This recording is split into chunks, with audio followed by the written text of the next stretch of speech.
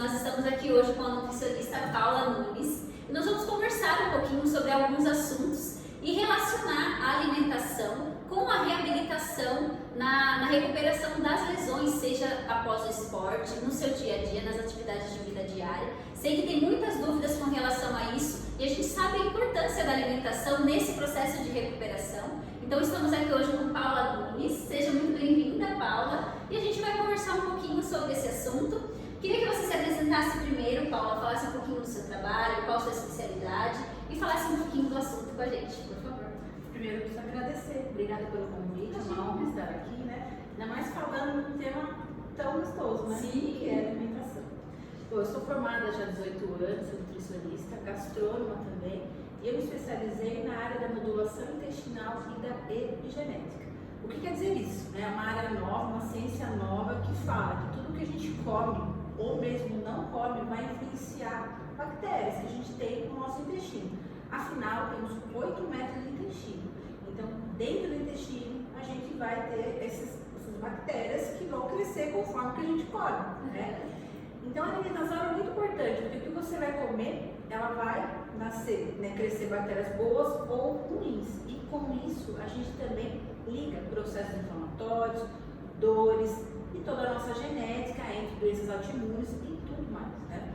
Então, a modulação junto com a epigenética, elas se ligam, não tem como você desligar uma da outra, tá?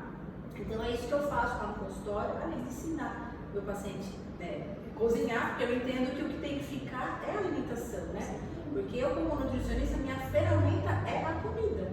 Então eu tenho que ensiná-lo, prepará-lo para ele passar por esse processo que é uma transformação, é uma mudança, é um estilo de vida. E o que tem que permanecer é também a preparação simples, barata e fácil e gostosa, né? Claro, acima de tudo, né? Senão ninguém come, né? E é uma prática minha no consultório, as pessoas não comem mais. Eu não sei aqui você com seus pacientes, mas quando eu faço recordatório, mas o que você come? Porque através do recordatório, que é uma ferramenta, eu sei que a pessoa está comendo, de macro, micronutriente, então eu já sei que é o combustível que vem para ela. Chega lá, não chega nem não supre nem o TMB, né? Que é a taxa de metabolismo basal. E aí, como que essa pessoa vai fazer uma restauração, trazendo isso para a sua área, como é que ela vai restaurar um tecido, formar uma cartilagem, né?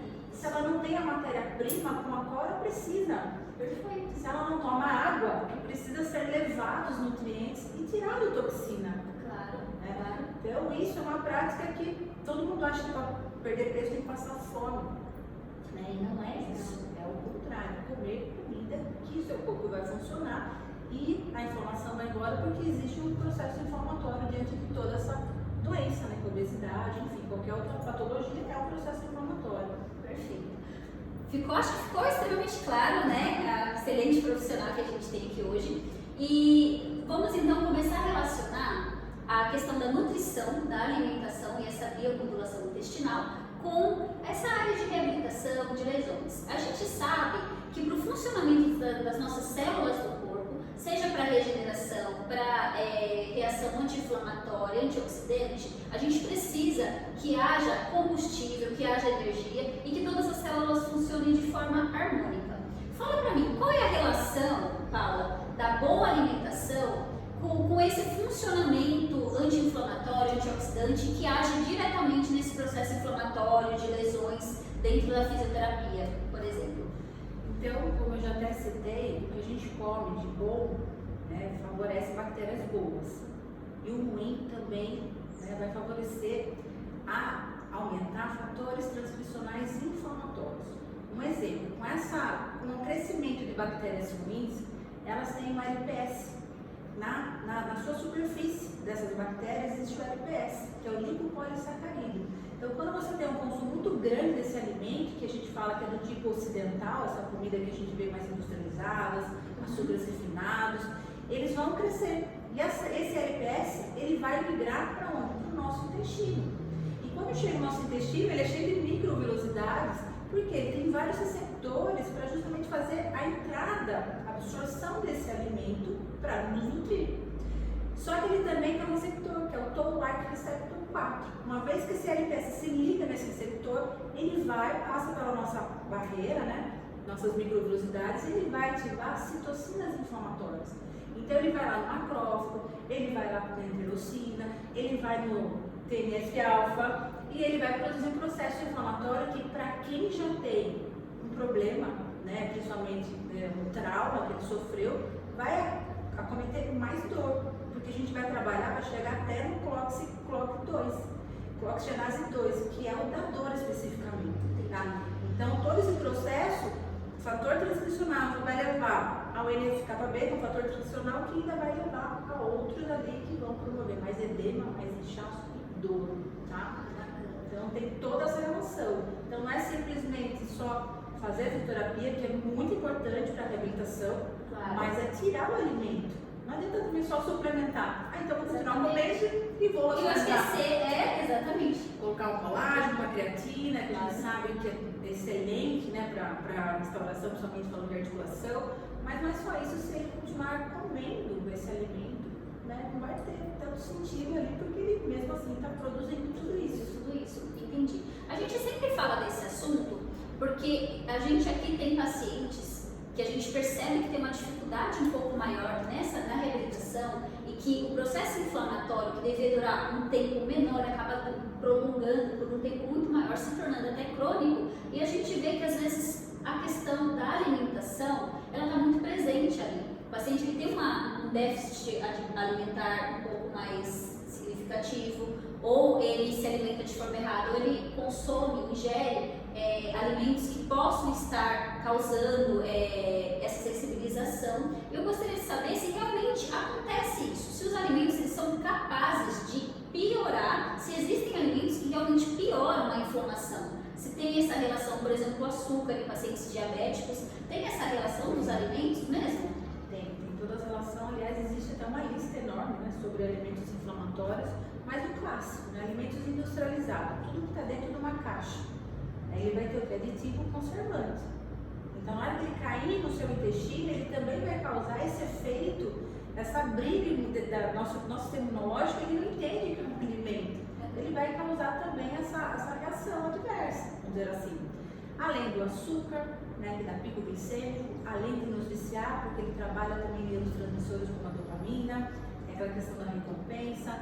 Temos também o trigo, né? O trigo, pensando no glúten, né? O glúten, quando a gente fala, ele é uma proteína, junto com o trigo tem a amiropectina. Então a amiropectina, que é um carboidrato, junto com o glúten, que é uma proteína totalmente inflamatória, ele vai fazer a ruptura das taquijantas no intestino, aumentando mais essa hipersensibilidade, né? Piorando esse quadro, e muitas vezes também a gente deixa de fazer absorção de nutrientes. Então, tem essa questão também que a gente, dependendo como esse intestino está, você também não consegue fazer absorção de nutrientes. Então, é tudo junto, né? Sim. É toda uma engrenagem, né? Que acontece dentro do alimento, dentro do nosso organismo. Entendo. Perfeito. Nós temos também alguns pacientes que eles relatam para nós que eles percebem mudança no funcionamento intestinal após os exercícios. Então tem muito paciente que, por exemplo, tem dificuldade de evacuar, tá? E durante os exercícios, após os exercícios, eles relatam, nossa, tá funcionando muito melhor. Então assim, essa relação de trabalhar a atividade física, ela pode ajudar na biomodulação intestinal? Sim, eu falo que a atividade física não é mais opcional, é obrigatório. É necessidade. Principalmente pensando nas pessoas que são mais idosas, nem idosa, né? Todo mundo, principalmente a partir dos 40 anos, a gente já não tem mais produção do colágeno. Então a gente vai perdendo massa magra, só que a massa magra para nós é ouro. A gente não pode perder massa magra, tá? Então, infelizmente, né, nem todo mundo tem esse entendimento de fazer uma atividade física. E sim, ela melhora não todo o organismo. Pensando no intestino, a gente pensa em 3 fatores. Quando a pessoa não tem nenhuma doença autoimune, não tem uma doença de Crohn, não tem uma diverticulite, nada, o que seria? O consumo de água já faria essa pessoa evacuar junto com fibras. Quem come fibras hoje? Difícil. Além do que da atividade física, porque vai estimular os peristaltismo da nossa alça intestinal. Então, fez essa junção, não tem como dar errado. Só que veja bem, uma coisa muito comum é a pessoa não come nada. Lembra que eu te falei? Chega no consultório, faz lá o recordatório, não consome nem 1000 calorias e de repente o TMB dela é de 1.500, 600. Você acha que essa pessoa vai juntar um bolo fecal para evacuar todos os dias? Não vai. Então não tem porque ela também querer ir todos os dias no banheiro se ela não tem bolo fecal para juntar. Ela não toma uma água para hidratar. Então são vários fatores que colaboram para a saúde. Além do que? Sono. Né? Sono fundamental. Manejo de estresse. Né? Perfeito. Espiritualidade. Então a gente não é só o que a gente come, né? É o que a gente vê e com quem a gente se relaciona. O que a gente vive, né? Exatamente. Hoje é muito importante a gente falar que a saúde e o cuidado com o corpo, ele não é só uma coisa física, né, Paula? A gente engloba um monte de coisa multifatorial. Como você falou, é o sono, é a atividade física, é a boa alimentação, é a espiritualidade, é como é a sua relação na sociedade, como que você se relaciona, seja dentro de casa, com os amigos e tudo mais, e o seu psicológico, o seu emocional, tudo isso conta. Eu achei interessante que você citou a questão do sono, e a gente sabe que tem relação, e eu acho que para isso ficar bem mais claro, quando eu comento com os pacientes, a relação de você dormir bem. A gente, quando dorme, durante o sono, é quando o nosso organismo ele mais trabalha, né, Paula? Então é quando todos os nossos nutrientes eles são absorvidos, é o momento em que acontece toda a regeneração celular, articular e de todo o nosso organismo, onde são liberadas substâncias e hormônios. Diante disso, relacionando a importância do sono com a reabilitação e a modulação mesmo dessa estrutura de reabilitação do tecido, gostaria de saber se a relação dos alimentos com o sono, se tem alguma relação do que você come, se ele pode realmente interferir no sono e, consequentemente, interferir em toda essa reabilitação aí, em todo o nosso organismo. Pode. Tudo está relacionado à comida, porque os neurotransmissores, eles precisam ser formados. Como vão ser formados? Através do alimento. Né?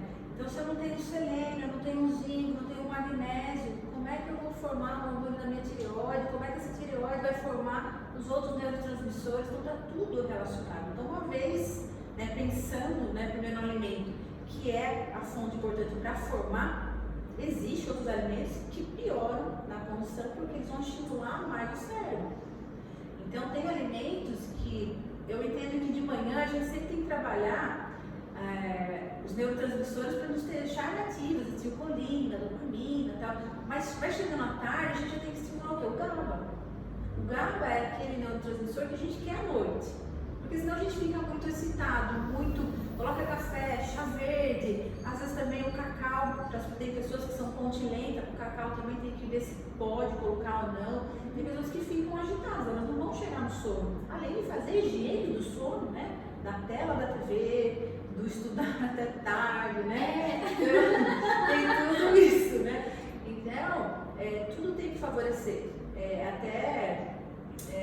Aromaterapia pode ajudar, chás, tem muitos chás que a gente pode colocar já à tarde, né? Então, para quem já tem esse problema, já um pouco mais recorrente nessa insônia, primeira coisa é colocar a alimentação em dia, para ter esses micronutrientes e para fazer esses hormônios.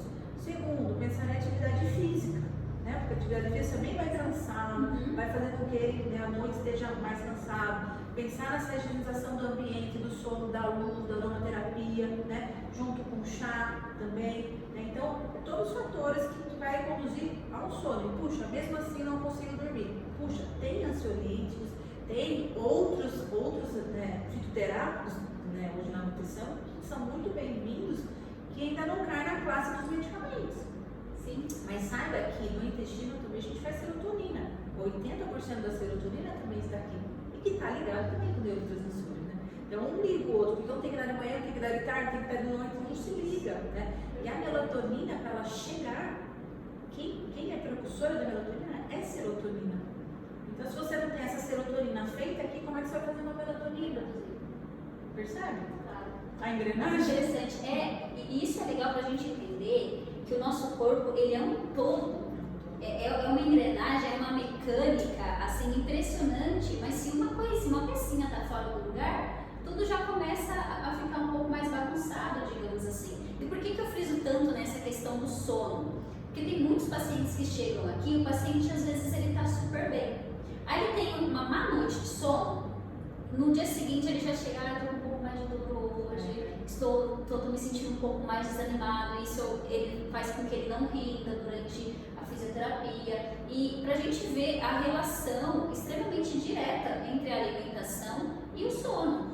Então é muito importante, não só no período da tarde, no final do dia, mas durante a manhã é importante a gente se policiar com a nossa alimentação, né? Porque é importante, o sono é extremamente importante. É ao acordar, né? Então você já tem que acordar, neutralizando radicais livres, bem como você falou, à noite, na teoria a gente está descansando. Sim. Só que não. Todo o nosso corpo está ali trabalhando, ele está se reparando, se regenerando, tem células que têm que, né, ser mortas, tem células que têm que ser regeneradas.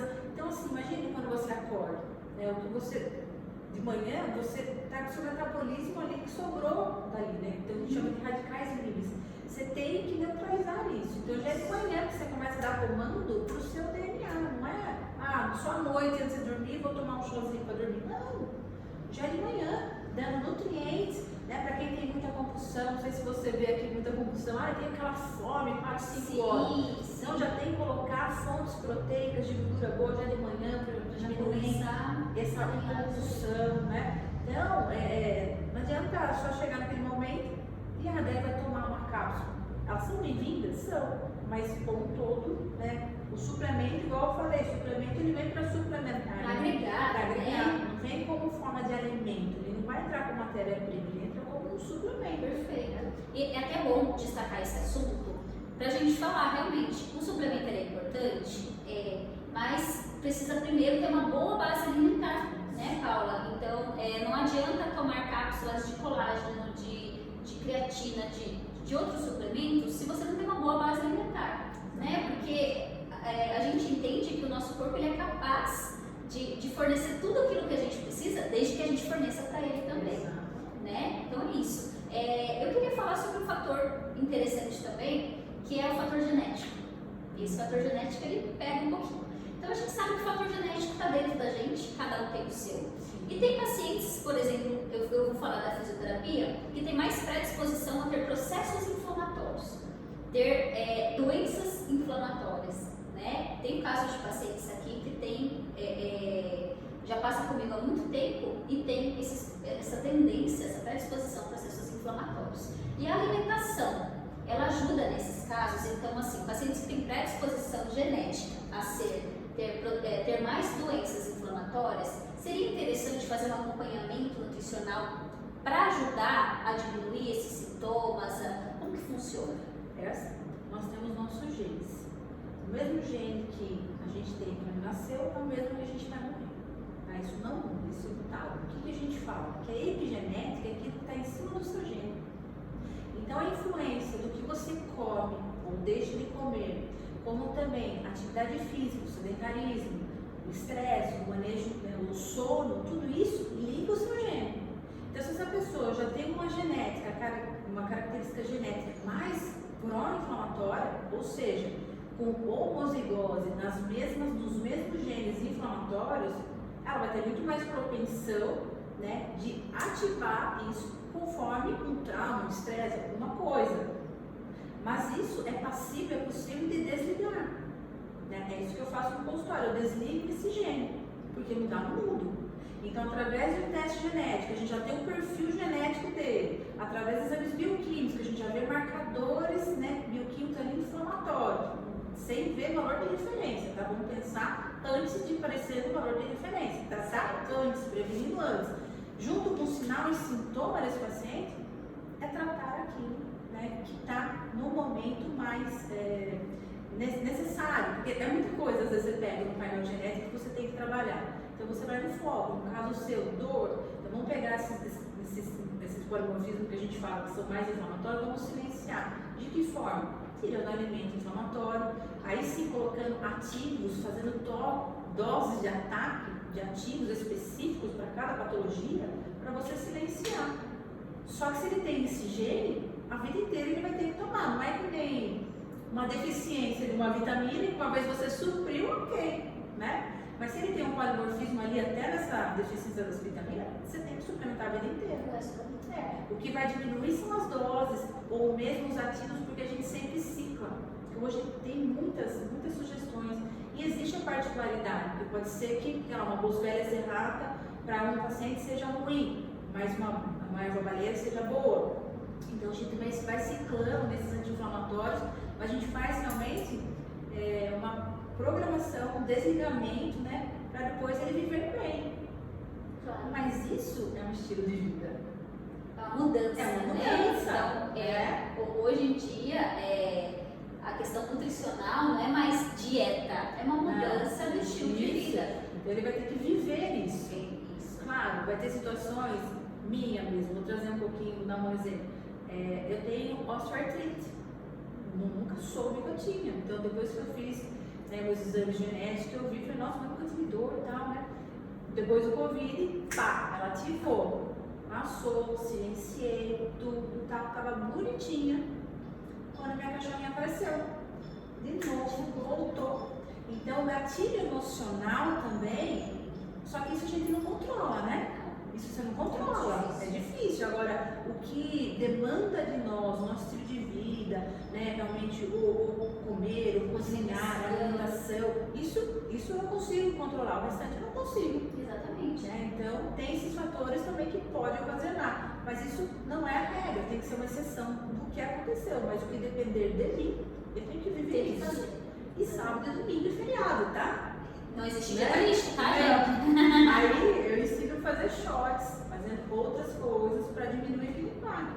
Porque dentro desse trabalho, que me encanta muito mais, é porque a gente deixa de gostar daqueles alimentos. Então, vamos pensar num obeso que adora uma pizza, uma batata frita, uma coxinha, né? Não gosto, eu adoro também, mas hoje não faz mais sentido para mim, eu como quando tem, não é uma coisa que comeria toda semana, né? Então, por quê? Você desliga desse jeito, não, a pessoa acaba, não tem mais vontade. Não tem mais vontade. Então, não é uma coisa sofrida, você passa mal, né? Passa vontade, porque eu já fui obesa, né? Então, você imagine, né? Passou em pizza, não pode, daí você fica até com depressão. Você fica se torturando, né? Porque você não pode sair, não pode fazer nada, você não pode comer, né? Exatamente. Então você fica se privando, e isso é muito ruim. Ou você só fica comendo. Hoje eu não consigo ver mais salada e filé de frango, porque pra mim, eu só comia isso. Enjoa. Entende? Então, se pra eu comer salada, eu sei que a importância dela, então eu tenho comido, não porque, nossa, eu adoro, tem gente que adora. Não, eu como porque eu sei que é bom, preciso, aí eu coloco minhas. Eu tenho aquelas caldinhas de maçã sem açúcar, da tâmara, né? Vai enfeitando, vai ficar enjoativo. Exato. Isso, mas é aquilo que a gente fala, né? A gente tem que entender o que a gente gosta, o que a gente quer, o que a gente precisa. E isso em qualquer área da vida, tanto na físio, na parte nutricional, na parte emocional, em qualquer coisa. A gente tem que entender que isso, eu não gosto de, mas eu preciso agora, e que é algo que depende de mim. Então, né, voltando só para a gente concluir o fator genético, é algo que a gente não escolhe. Mas se tem meios que eu consigo ligar, desligar e eu consigo controlar, por que não? Então, se a gente tem essas opções, então a gente precisa trabalhar em cima disso. É a maturidade, né? Assim, eu acho que todo trabalho, todo mundo que está nos ouvindo, né, trabalha, né? Claro. O estudo, enfim. Tem uma rotina, né? Tem uma rotina, nem tudo no meu trabalho eu gosto de fazer. Claro. Você gosta? Não, imagina. Mas você tem que fazer. E por que na alimentação não? Então eu não vou tomar esse shot porque ele é ruim. Gente, ele é um bálsamo diário, ele é barato. Por que não tomar um gole? Acabou, 2 segundos, passou. Conta até 3, tampa da nariz e vai embora. Não é melhor tomar isso do que tomar uma insulina de um remédio? Exatamente, é o que eu sempre falo. A questão de a gente aquilo que a gente come é fato, né? Porque é o que demanda o nosso corpo, é o que faz o nosso organismo funcionar. Uma pessoa que não se alimenta bem não vai ter o mesmo funcionamento metabólico nem muscular falando de uma pessoa que se alimenta super bem. Entendeu? Não tem a mesma resistência, não tem o mesmo ânimo. Então, gente, literalmente a gente é aquilo que a gente come. Para tudo na vida, para o trabalho, para a questão emocional, para atividade física. Então é importante a alimentação, é extremamente importante. Um outro assunto que é interessante são pacientes que eles acabam sofrendo uma atrofia muscular, que é o quê? Que é a diminuição do volume muscular, consequentemente a força muscular, dependendo de alguma lesão que ele sofre ou por passar muito tempo imobilizado, com alguma tala, gesso ou algo do tipo. E esse paciente ele tende a ter uma dificuldade maior de ganhar massa magra.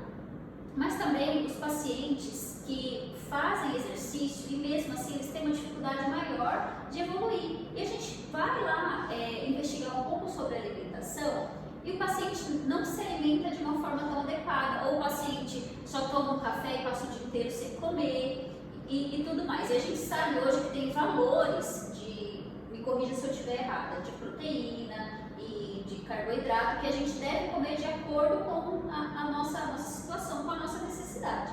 Então eu queria saber sobre a relação real da proteína, do consumo de proteína, para ajudar nessa recuperação tecidual, falando do músculo propriamente dito agora, da estrutura muscular. Então vamos lá, vamos pensar um pouquinho. A proteína, ela faz parte, né, nós que já crescemos, da nossa regeneração. Né? Quando é criança, é uma estrutural para nós, uma regeneração. Tá? Pensando mais na hipertrofia, o que acontece? Nem se fala mais microlesão, né? Então quando você faz uma atividade, né, visando esse aumento, esse volume muscular, o que a gente está querendo? Fazer uma microlesão para que depois venha o alimento e faça essa construção para que cresça esse músculo. Falando friamente é isso, mas existe também a questão hormonal, a genética para essa pessoa aí, tá? Então vamos pensar que essa pessoa tem tudo legalzinho e tal. Só que veja, também é um processo inflamatório, né? Sim, porque quando você causa essa microlesão nesse órgão, nesse músculo, quem vai se ativar? Vai dar os macrófagos, tipo 1, que é o tipo mais pró-inflamatório, que fala, nossa, tem uma lesão, preciso restaurar. Chama lá a galera, vem pra cá, vamos lá restaurar, vamos lá arrumar isso aqui, para ali, para lá. Ok, só que desse M1, esse macrófago M1, eu tenho que fazer para que ele chame também a turminha agora anti-inflamatório, porque senão é nociva. Só que para eu fazer isso também, essa restauração, eu preciso de quê? De carbo. Então não é só proteína que se vive, gente. O consumo muito alto de proteína, ele causa proctobactérias. Então assim, tem que tomar muito cuidado, né, com isso, porque não é só proteína. Se eu falo ainda em hipertrofia, eu falo em vias metabólicas diferentes. Né? Uma coisa é você perder peso, uma coisa é você fazer massa. Então assim, eu não dá pra fazer os dois juntos? Não dá. Né? Porque são vias metabólicas que eu quero ativar diferentes. Eu preciso ter a proteína? Sim, mas eu também preciso ter carne. Né? Senão é ele que vai fazer a via da mTOR para a gente fazer esse músculo crescer. Mas entra também numa via inflamatória, entra também numa via desinflamatória, para depois vir essa reconstrução. Entra também na questão do descanso, né? Porque senão ele também não consegue se reparar para depois você aumentar. Porque para chegar na hipertrofia, primeiro ele começa, antes de chegar na hipertrofia, ele começa, na verdade, ter uma resistência, né? Uma melhora, né? É isso. Você começa do dia para noite, né? Você começa a melhorar as fibras, a capacidade, né, de contração, de força, de VO2. Então, primeiro você começa ali para depois chegar nisso. Então, é um trabalho que tem que ser permanente, constante, junto com a alimentação. Não tem como, porque é a alimentação que vai fazer toda essa reparação. E olha como é bacana a gente conversar com um profissional, né? Porque a gente tinha aí essa questão de ter que consumir proteína muito enraizado, né? E hoje a gente vê que vai muito além de consumir proteína, essa recuperação tecidual, falando do músculo propriamente dito. Então, pelo sim, pelo não, é sempre bom a gente procurar uma ajuda profissional mesmo e não ver coisas de internet, assim, né? Fala. Nesse caso, dessa internet, vocês podem ver, gente, que é 100% confiável. Né? Bom, eu acho que as dúvidas que mais aparecem aqui no consultório, eu acho que eu consegui esclarecer bastante. Acho que foi muito produtivo. Eu gostaria de deixar o convite para as pessoas para seguirem a Paula Nunes. Vou marcar você no Instagram, nas redes sociais, para te seguirem. E assim, é muito importante a gente ter um acompanhamento profissional, seja para lesão, seja para que você quer melhorar a sua alimentação, ou independente do motivo. Eu acho que é interessante a gente fazer uma avaliação nutricional para saber se está tudo bem, para a gente investigar, saber se a gente não tem nenhum histórico ou algum gatilho que possa desenvolver algo futuramente, como os testes genéticos que a Paula me faz no consultório dela. Então eu acho isso muito importante, né? Então eu gostaria de te agradecer, acho que foi um bate-papo muito legal, muito esclarecedor. Quero que você venha mais vezes para a gente falar de assuntos mais específicos. E as pessoas que tiverem dúvidas, quiserem mandar perguntas, vai ser um prazer, né? E dizer que a gente está com uma parceria super legal, né? Para quem entrar em contato com a gente, quiser conhecer mais nosso trabalho também, pode ter certeza que vai ser um trabalho excelente, em dupla. Né? Porque a gente sabe que hoje em dia o trabalho multiprofissional, ele vem crescendo, ele é de extrema importância porque nós somos um corpo, mas a gente demanda de uma série de coisas à nossa volta. Né? Então, quanto mais profissionais trabalhando em prol do paciente, a tendência do tratamento dele evoluir é muito melhor, muito mais benéfica, né? E ele voltar a ter uma qualidade de vida muito mais rápida, né? Então, eu acho que quanto mais parcerias a gente fizer, mais a gente poder trabalhar juntos, eu acho que melhor. Sempre pensando no paciente. Eu que agradeço o convite, estou à disposição. Se alguém também tiver mais dúvidas, pode mandar, respondo, tá? Será um prazer também responder. Estamos juntos. Muito bem, muito obrigada.